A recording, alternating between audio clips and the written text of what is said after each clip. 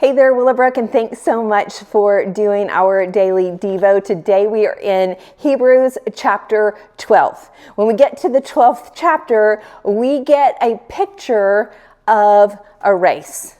Now, I have actually been to a lot of races recently. Here's why. My son Kai runs cross country for the high school that he attends, and there's some things that I've learned from being a cross country parent. The first one is this: cross country parents definitely should be the most in shape, physically in shape parents of all the sports, because there are no benches for cross country parents. We are literally running and sometimes racing. I'm racing other parents to get from one spot to another so that we can see our runners run past.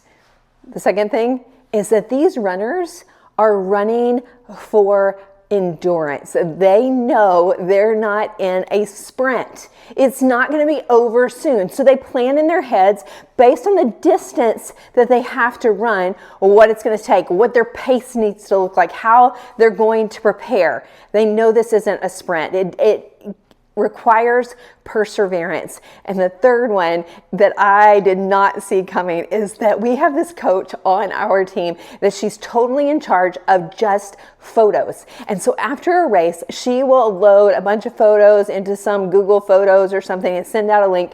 And it is hilarious because there is not one runner that doesn't look kind of like a train wreck if you catch them mid-run. I mean, they're going and it's like, they just look like this is hard. And I think that's such a good picture for us of faith. And this is what it says in verse 1. It says, "Therefore, since we are surrounded by such a great cloud of witnesses, let us throw off everything that hinders us and the sin that so easily entangles, and let us run with perseverance the race marked out for us." When it comes to our faith, this is not a sprint. This is a long distance race. It's going to take perseverance. And just like cross country runners, we've got cheerleaders. They may not be parents, but they could be. But it says we've got a cloud of witnesses that have gone before us so that they can cheer for us. They can say, hey, keep going. He is worth it. They're running from place to place to cheer us on. And then the other thing that I think we have to be reminded of is that it's not always neat and tidy.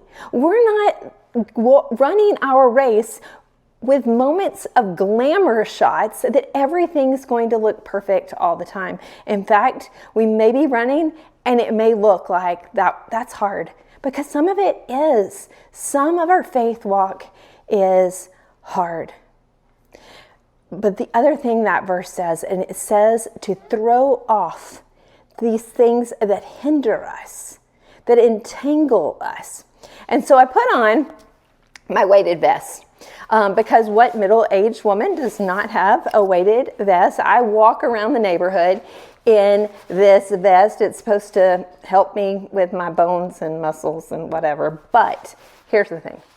I'm not handing this weighted vest to Kai to go run a race. In fact, if he was going to have a weighted vest for his race, I would tell him, Kai, throw that thing off. Get rid of it, because you're running a race that you're going to need to persevere, and the extra weight you don't need to carry. Well, a lot of us are carrying extra weight that may not even be dramatic. They may be these things that are weighing us down, that are hindering us in our race, and they can be subtle. They can be things like comparison. They can be things like people pleasing. They can even be things like quiet, subtle pride that we don't even realize that's in our heart, that is entangling us from continuing to walk and run the race. So I'm going to challenge you as you're running the race today, whether you just got up or you walked through your day, would you take a moment? Really just open your heart to God and say, God, what are the things in my life that are entangling me? They're hindering me from running the race. God will show you. He won't shame you in it, but he wants to show you that you're free. That's why Jesus came. You're free to run. And it's not going to be an easy race. It's not going to be a short race. And every moment's not glamour shot worthy. But the cloud of witnesses reminds us he is worth it. Oh, Willowbrook, I hope that you're encouraged today to keep on. Keep showing up, keep running the race, but pace yourself because it's not a sprint. It's something that is going to be a distance, and you've got it because he is worth it. I love you, and I hope that you'll have a happy day.